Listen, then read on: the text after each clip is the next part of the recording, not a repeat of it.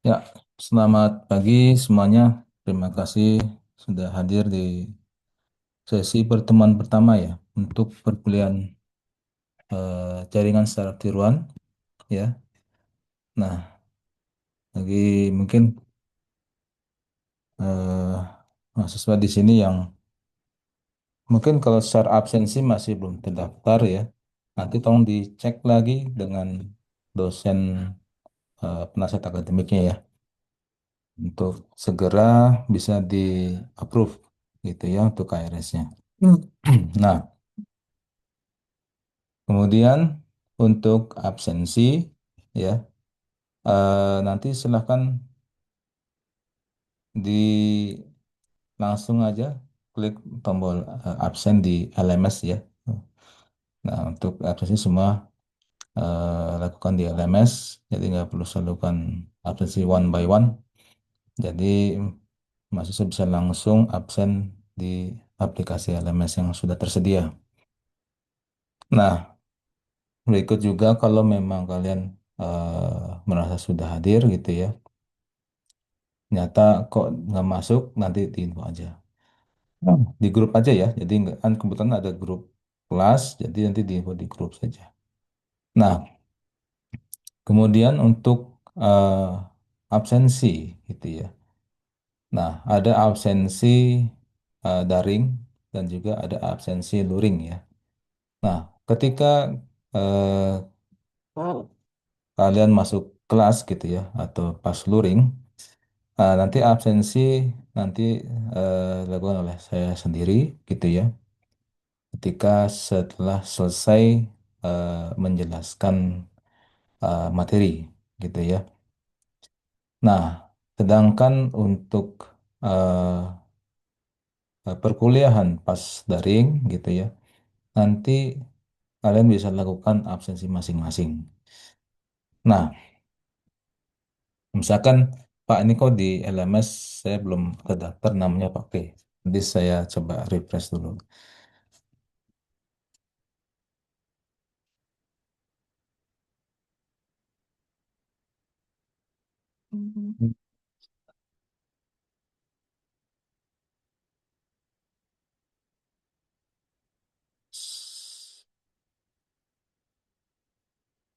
Oke, sambil saya coba refresh gitu ya. Nah, mungkin dari mahasiswa di sini tolong dicoba dicek lagi di LMS. Sepertinya untuk materi sudah eh, tersedia ya. Jadi silakan dicek masing-masing. Untuk materi sudah tersedia di LMS.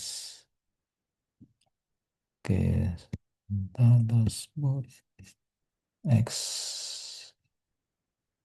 presensi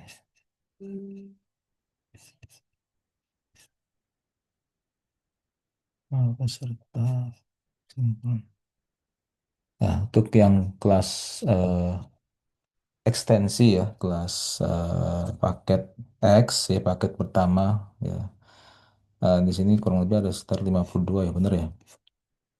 Nah, ini 52 mungkin kalau tanya kok Pak, lebih gitu ya. Ini mungkin ada kelas terbang juga ya. Jadi mungkin dari teman-teman kalian yang baru masuk gitu ya dari kelas terbang. Nah, ini mungkin include juga di sini gitu ya. Oke, sudah di-download materinya?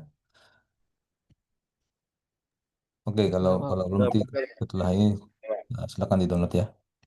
Oke. Nah, kemudian karena mata kuliah JST atau jaringan secara tiruan termasuk mata kuliah yang diujikan secara luring gitu ya, bukan daring, luring. Nah, tolong pastikan nanti ketika pas UAP, ujian akhir paket, saya minta eh, hadir gitu ya. Karena kejadian kalau mahasiswa yang kelupaan gitu ya, atau mungkin lagi dinas, nah ini agak susah nih. Nah, mau nggak mau berarti kalau memang sudah lewat dari jadwalnya, ya kalian ikut ujian susulan ya yang diadakan oleh pihak kampus gitu ya. Nah, ada waktunya nanti. Ya kalau bisa ya ikut aja dulu ya. Nanti ya kalau misalkan ada Pak saya ada ini bentrok dengan apa namanya jadwal dinas di luar kota gitu ya. Kalau bisa izin dulu, kalau bisa gitu ya. Tapi kalau misalkan nyata tidak bisa gitu ya, ya udah mau nggak mau gitu ya. Hmm. Nanti kalau misalkan kalian nyata bentrok, nanti diinfo aja ke saya sambil kalian paralel daftar ujian susulan gitu ya. Oke. Nah, untuk mata kuliah CST gitu ya. Nah, mungkin di sini berpikir gitu ya. Ini mata kuliah apa sih gitu ya. Mungkin sebagian dari kalian mungkin ada yang tahu gitu ya. Karena berhubungan dengan perkembangan teknologi saat ini yang memang udah jadi habitat gitu, habitual uh, activity ya, penggunaan di setiap masyarakat dia atau mungkin ada yang masih bingung ini apa ya Pak, apa hubungannya dengan kita gitu ya. Oke, ini saya jelaskan di sini ya. Nah, mungkin mendengar JST gitu. Ini mungkin hal yang asing gitu ya. Tapi JST di sini sebenarnya merupakan salah satu bagian ya cabang dari bidang ilmu artificial intelligence gitu ya. Nah, dan juga merupakan cikal bakal AI itu hadir gitu ya, hadir penggunaannya di tengah-tengah masyarakat gitu ya. Nah, kenapa apa namanya GST atau Artificial Neural Network ini dipakai dalam pengembangan AI? Nah, karena ada satu hal konsep algoritma yang itu bakal jadi eh, paduan utama dalam ibaratnya pembentuk eh, otak ya, brand pada si AI tersebut. Algoritma CST ini nanti akan dipakai untuk bisa mempola gitu ya. Mempola. Nah, bagaimana AI ini bisa ibaratnya menerima informasi dan bentuk pola sehingga nanti hasil akhirnya bisa digunakan oleh user gitu ya. Nah, apa itu JST? Nah, JST atau jaringan saraf tiruan itu merupakan cabang bidang ilmu dalam artificial ya, dalam artificial intelligence yang menggabungkan antara dua bidang utama ya, antara dua bidang utama yaitu biologi dan matematika yang mana di sini berperan langsung dalam memberikan kontribusinya dalam pengembangan artificial intelligence. Nah, kenapa di sini JST menggunakan apa analoginya itu seperti analogi jaringan saraf pada manusia gitu ya. Karena jaringan saraf manusia itu cukup kompleks gitu ya. Kalau dilihat dari perkembangannya ya dan JST di sini eh, dia memiliki banyak neuron-neuron yang penghubung itu jumlahnya lumayan cukup banyak ya kurang lebih sekitar 6 kali 10 pangkat 18 sinapsis yang mana saling terhubung satu sama lain. Nah, jaringan saraf eh, ini jaringan saraf pada otak manusia ini diambil analoginya eh, diambil dari jaringan saraf otak manusia ya, bukan jaringan saraf otak kera ataupun eh, binatang lainnya gitu ya. Nah, kenapa di dia yang diambil jaringan analoginya jaringan saraf manusia gitu ya? Karena jaringan saraf manusia merupakan jaringan saraf dengan sel-sel neuron yang cukup kompleks dan sangat banyak gitu ya, dibandingkan dengan makhluk lainnya. Ya, tapi kita nggak bisa ambil kesimpulan bahwa oh boleh Pak nanti kita bandingkan dengan eh, jaringan saraf otak jin gitu ya atau makhluk halusnya ini beda gitu ya. Nah kita di sini lihatnya ambil sampel contohnya adalah makhluk yang konkret gitu ya nyata. Nah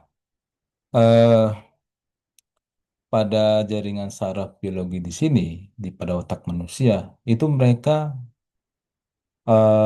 jaringan terbentuk itu cukup lengkap, sangat lengkap ya, aku bilang cukup lengkap, sangat lengkap. Bukan cukup lengkap ya, tapi sangat lengkap. Karena sangat lengkapnya ini sehingga kompleksitas sel-sel neuron yang terhubung ini bisa memberikan ibaratnya ya jalur distribusi informasi yang masuk dan disimpan eh, lebih besar gitu ya, serta bisa mempola data lebih cepat ya. Walaupun memang gitu ya namanya manusia pasti ada kekurangan. Nah, dengan kekurangan itulah yang dimiliki manusia, dipelajarilah ya cara kerjanya sehingga dibentuklah jaringan saraf eh, jaringan saraf tiruan gitu ya, yang meniru cara kerja saraf otak manusia kemudian diimplementasikan ke dalam bentuk eh, tiruan gitu ya, tiruan atau sebelumnya adalah software gitu ya, algoritma. Nah, untuk meniru cara kerja otak manusia, maka ilmu matematika di sini berperan gitu ya. Nah, matematika di sini berperan untuk mengkalkulasikan ya. Eh, Ibaratnya ketika kita ingin mengetahui ini sebenarnya bagaimana sih jalan distribusinya setiap sel yang terhubung gitu ya. Maka dengan konsep matematika ini kita bisa ambil ya, kita bisa hitung kalkulasi sehingga terbentuklah konsep atau metode. Metode di mana metode itu akan jadi acuan dalam pembentuk ya model algoritma. Ya, model algoritma ini nanti akan diuji, dilatih ya sehingga para nanti bisa memberikan hasil yang sesuai dengan ekspektasi manusia. Karena sebelumnya ini ya JST berkembang itu perlu perlu waktu ya, perlu waktu, perlu ibaratnya perlu evolusi yang cukup eh, kompleks gitu ya. Karena dalam kenyataannya gak semudah itu ya mengaplikasikan ya cara kerja otak manusia ke dalam bentuk model konsep matematika gitu ya. Hmm. Nah, maka di sini eh, diambil pola satu proses ya, proses eh, ketika dalam evolusi pengembangan konsep matematikanya, maka dilihat di sini eh, ket- ada dua konsep matematika yang sudah bisa berhasil di sini. Nah, ini salah satu contoh yang sudah berhasil saja ya, tapi sebenarnya nanti secara perjalanan itu ada tahap bertahap gitu ya, dan agak secara algoritma juga tahap bertahap. Nah, salah satu contoh yang sudah berhasil diaplikasikan dalam bentuk matematika itu adalah contohnya seperti eh, machine learning dan deep learning gitu ya. Dimana kalau machine learning, input informasi, ya input data yang dimasukkan, ini akan diekstrak, kemudian diklasifikasikan menjadi bentuk hasil output yang diinginkan. Nah, kalau deep learning, input yang dimasukkan, ya data tadi, ini nanti digabungkan kombinasinya antara ekstraksi data dengan klasifikasi, yang mana nanti akan dimodelkan dalam bentuk eh, pelatihan ya atau uji coba nanti. Nah, mungkin kalau eh, dari kalian mungkin tahu gitu ya beberapa ilmuwan dulu ya sudah berhasil membuat mesin learning. Nah, mesin learning pertama kali dibuat adalah untuk ibaratnya untuk membantu eh, dulu pas Perang Dunia Kedua gitu ya, membantu untuk apa namanya membongkar, mendeskripsi kode ya sandi kode yang dikirim dari pihak musuh gitu ya, sehingga bisa didekripsi dan diketahui informasi apa sebenarnya yang dimaksud gitu ya. Nah, artificial neural network di sini merupakan sekumpulan algoritma machine learning gitu ya, yang dirancang untuk mengenali pola data. Ini secara konsep yang sudah jadinya gitu ya.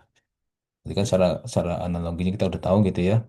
Nah, kenapa dia ibaratnya mengambil contoh eh, jaringan otak manusia? Karena otak manusia cukup kompleks dibandingkan makhluk lain. Nah, ilmuwan ya, ilmuwan pada waktu itu dia ibaratnya mengaplikasikan bagaimana ini eh, apa namanya konsep apa cara kerjanya itu diimplementasikan atau diaplikasikan dalam bentuk algoritma.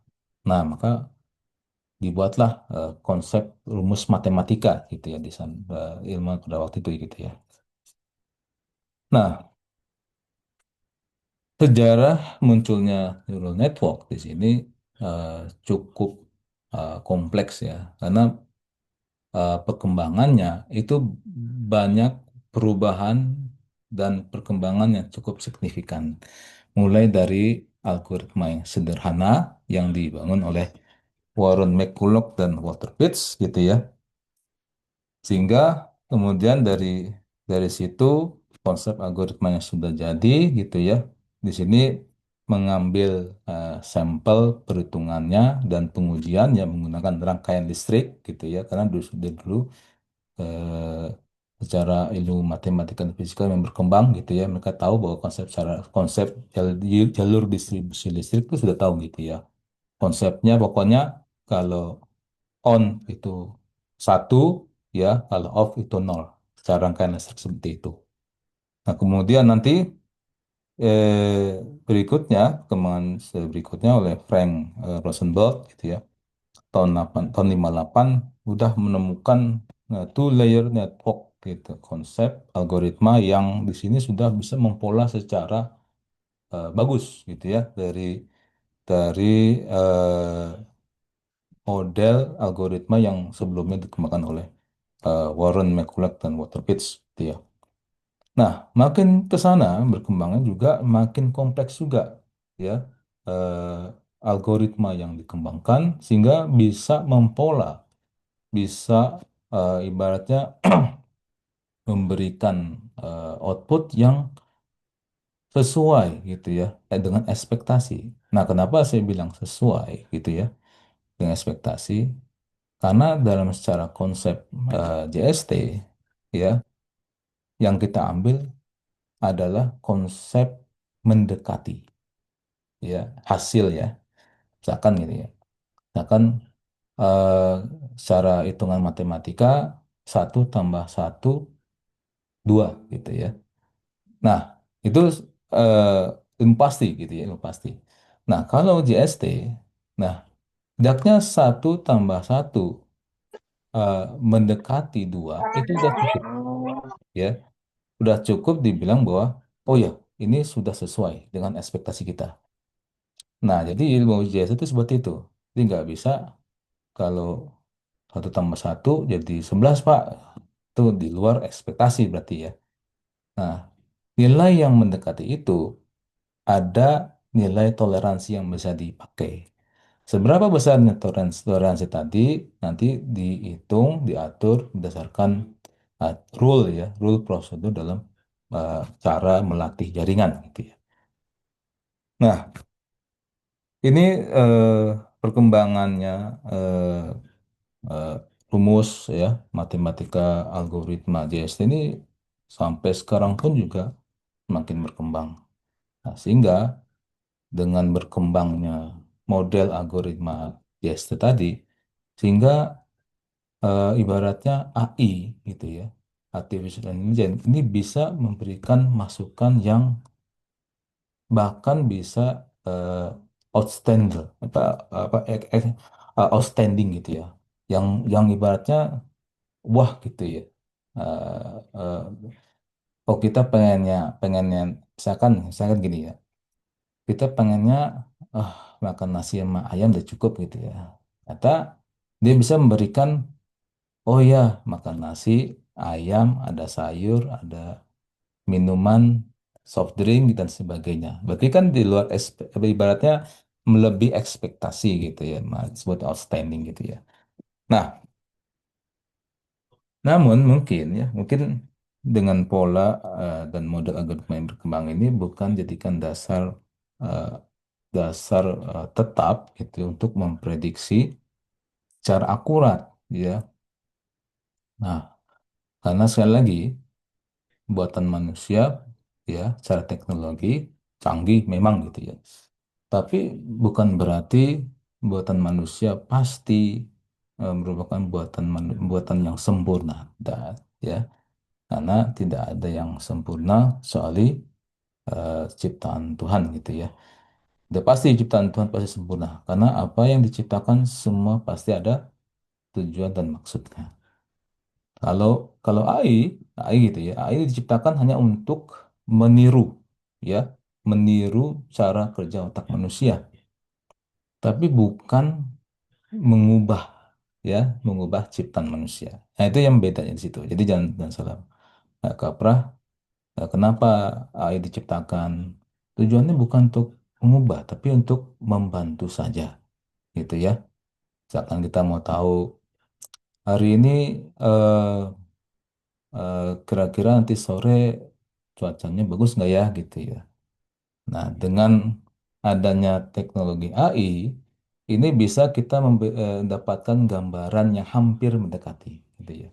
Oh, misalkan tanya ke aplikasi Gemini, gitu ya, ke mana, ke Google Voice dan sebagainya. Oh ya, hari ini eh, suhu sekian dan cuaca akan mendung atau hujan lebat dan sebagainya. Itu kan ibaratnya AI bisa ibaratnya dia memberikan kesimpulan gitu ya, kesimpulan yang hampir mendekati.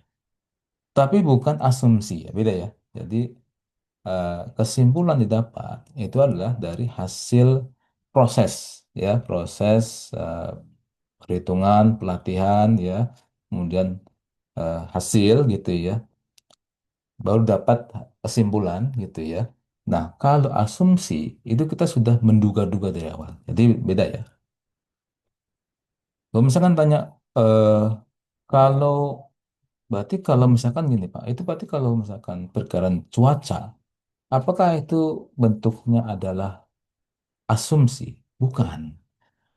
Perkiraan cuaca bukan asumsi, tapi perkiraan cuaca adalah hasil dari pola ya yang dilatih, diuji sama algoritma yang ada di AI sehingga bisa memberikan kesimpulan yang sesuai dengan ekspektasi gitu sih. Nah, kemudian nah ada algoritma JST gitu ya.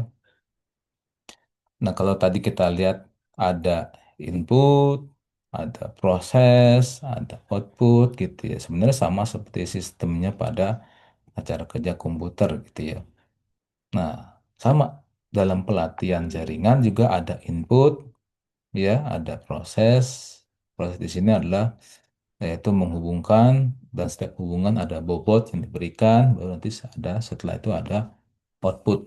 Nah, nanti nilai bobot itu nanti akan bisa dikurangi, ya, bisa ditambah ya dengan nilai ya aturan yang sudah ditetapkan. Nah, dalam apa namanya kalkulasinya itu nanti ada ibaratnya aturan ya, aturan yang dipakai. Nah, ini aturan di sini biasanya mengikuti pada setiap eh, sinyal yang terhubung atau sebutannya fungsi aktivasi gitu ya. Ya, ini mungkin agak cepat ya karena saya pakai Zoom Zoom yang free gitu ya. Oke ya. Setelah 45 menit cukup ya. Kemudian, nah Secara pemrosesan di sini pada JST ini banyak elemen-elemen yang sederhana gitu, yang nanti akan saling terhubung, ya. Nanti neuron yang terhubung itu nanti akan diberikan bobot. Nanti bobotnya itu nanti akan dengan uh, sinyal fungsi aktivasi tadi yang terhubung itu, apakah dia akan memperkuat atau memperlemah sinyal, nanti bisa dipakai dalam memberikan kesimpulan, ya. Dan kesimpulan itu berupa output tadi. Nah, jadi dalam JST ini ditentukan oleh tiga hal utama. Pertama, ada pola, ya, pola hubungan antar neuron atau sebutnya arsitektur jaringan. Ada metode training atau learning atau metode dalam menentukan word penghubung, serta terakhir fungsi aktivasi yang nantinya bisa memberikan gambaran hasil output, ya, berupa kesimpulan tadi. Nah, mungkin ada pertanyaan, apa sih sebenarnya neuron itu gitu ya? Nah, neuron itu adalah unit pemroses informasi yang menjadi dasar dalam pengoperasian DST gitu ya. Setiap unit yang terhubung itu nantinya akan dihitung, artinya akan dikoneksikan, ya, dihubungkan dengan bobot masing-masing gitu ya. Nah, bobotnya itu nanti menjadi pendamping utama bagi setiap neuron yang terhubung sehingga bisa dikalkulasikan dengan fungsi aktivasi sebelum bisa ditentukan outputnya seperti apa. Nah, jadi secara gambarannya gitu ya, dalam model neuron tadi, di sini ada input ya. Inputnya X1, X2, Xn. Ini adalah neuron gitu ya. Dan setiap neuron ini akan didampingi oleh bobotnya masing-masing. Nanti setiap bobot ini akan dikalikan, dijumlahkan gitu ya dengan eh, model atau metode pelatihan, dan beberapa model algoritma ada ditambahkan dengan nilai bias gitu ya, sehingga nanti pas hasil akhirnya baru nanti diuji dengan menggunakan fungsi aktivasi. Nah, insya Allah minggu depan kita akan bahas model fungsi aktivasi seperti apa yang nanti bisa kita pakai dalam pelatihan jaringan gitu ya. Sebelum nanti mendapatkan setiap model akan memiliki nilai output yang beda-beda. Nah, sebelumnya sampai sini eh, ngikut nggak? Karena eh, untuk CST di sini lumayan padat ya, secara konsep matematika, eh, secara konsep perhitungan. Jadi kalau misalkan eh, dari kalian mungkin agak blank atau mungkin kurang jelas, ditanyakan saja ya. Oke, nah, dalam konsep pemodelan algoritma pada JST, Y di sini merupakan output.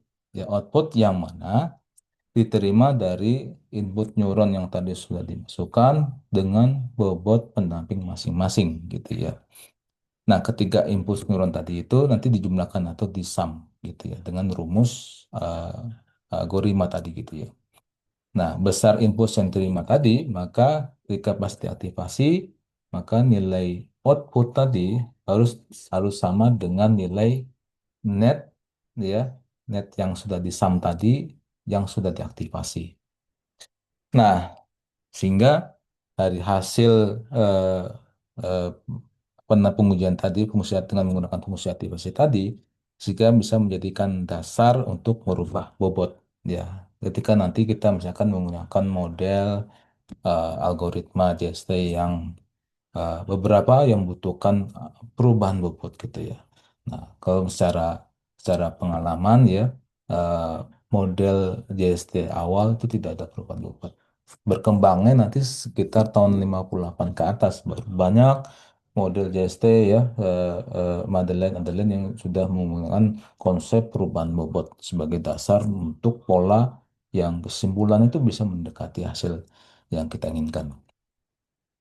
Nah, secara konsep gitu ya, ada tiga lapisan penyusun dasar jaringan saraf tiruan, gitu ya. Ada lapisan input, di mana lapisan input itu terdiri dari unit-unit input eh, yang masuk, yang terhubung ya dengan didampingi baut masing-masing. Kemudian ada lapisan tersembunyi dan di mana kalau jadi beberapa model algoritma ya mereka biasanya menambahkan satu lapisan lagi dalam perhitungan bobot dan inputnya. Untuk apa? Nah, karena beberapa eh, eh, perkembangan ya data yang muncul gitu ya. Misalkan gini, eh misalkan saya mau tanya ke kalian gitu ya. Kalau tadi sahur pakai apa gitu ya? Sahur pakai apa tadi? Oh, kalian mungkin bisa jawab. Tadi saya sahur pakai nasi sama Indomie, Pak, gitu ya. Oke, ya, itu paket lengkap gitu ya. Jadi ibaratnya kalian sudah bisa mendeskripsikan secara aktual gitu ya. Oh, berdasarkan eh, pengalaman yang sudah ada. Jadi ibaratnya kalau inputnya A, maka hasilnya B. Itu udah pasti. Tapi kalau misalkan ibaratnya yang belum terpola, misalkan eh, kalau nanti habis pas azan berkumandang maghrib, nah kira-kira kalian mau buka puasa pakai apa? Nah itu kan baru ibaratnya perlu input ya yang cukup kompleks datanya gitu ya, sehingga bisa memberikan gambaran yang oh sepertinya, oh nanti kayaknya dan sebagainya. Nah, contoh tadi ya, berarti kan ada input data yang kompleks yang kita mungkin nggak bisa pakai eh, algoritma sederhana seperti Immaculate tadi gitu ya. Maka ada eh, model yang di mana dia memberikan lapisan tersembunyi tadi atau hidden layer untuk bisa apa? Untuk bisa mempola lagi dari hasil tadi yang sebelumnya dipola lagi untuk memberikan gambaran. Oh, nanti saya kemungkinan bakal makan apa, apa, apa, dan seterusnya gitu ya. Nah, sehingga nanti berikutnya bisa memberikan output yang kurang lebih hampir mendekati. Nah, terakhir ada lapisan output ya. Output ini bisa dipakai untuk memberikan solusi gitu ya, solusi dari hasil kesimpulan terhadap masalah input yang diberikan. Ya. Nah, contoh layarnya seperti ini yang digambarkan tadi ya. Jadi kalau yang sederhana ada inputan ya, ada proses kemudian langsung ke output gitu. Tapi kalau yang hidden layer di sini ada dua proses ya berikutnya. Proses pertama untuk memberikan nilai awal, yang berikutnya untuk memberikan nilai akhir. Sehingga nilai akhir ini akan diaktifasi sehingga memberikan output yang hampir mendekati. Nah, eh, jadi secara tahapan kerjanya bagaimana? Nah, cara kerjanya seperti ini. Kalau kita mengenal model algoritma pada JST gitu, ya. Ada training, ada learning, ada pola. Training, learning, pola gitu ya. Nah, untuk proses trainingnya tadi ada feed forward, di mana input tadi ya yang kita berikan itu akan diteruskan ya oleh proses propagasi ke sampai ke output layer dan seterusnya. Nah ini silakan dibaca saja. Nah karena waktunya nih lumayan apa cepat ya 40 menit. Ini sisanya nanti akan saya berikan materi e-learning ya untuk bisa kalian pelajari di rumah gitu ya. Oke. Nah, selanjutnya mumpung ada waktu, saya minta untuk dari kalian apa namanya buka kamera. Jadi nanti akan saya foto gitu sebagai bukti eh, apa namanya bukti untuk eh, ini ya apa namanya absensi ya kelas gitu ya. Sebentar. Ya, silakan dibuka. Cukup cepat.